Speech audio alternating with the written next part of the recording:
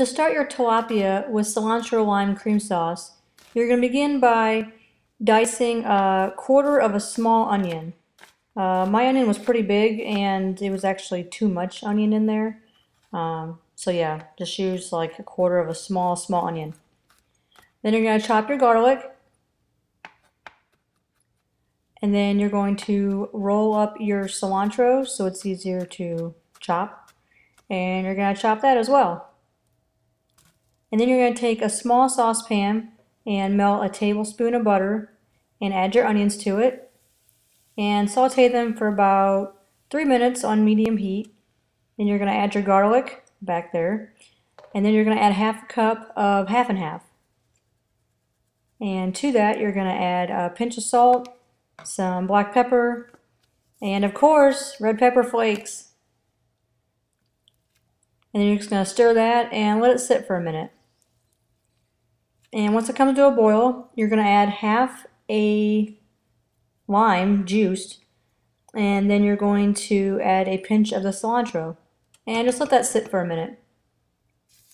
And it's going to thicken up. And while it's doing that, you're going to heat a skillet with a tablespoon of olive oil and salt and pepper some tilapia. And I couldn't resist adding cayenne on there.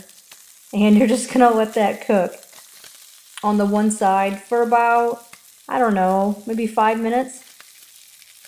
And then once it starts to get whiter on the edges, you're going to flip it carefully because these things do splatter. And I think I'm immune to that pain by now with everywhere I've worked and how much I cook.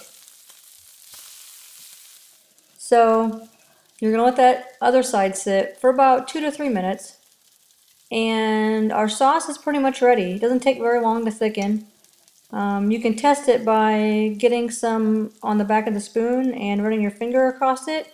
And if there's a distinct line in there, then it's probably thick enough.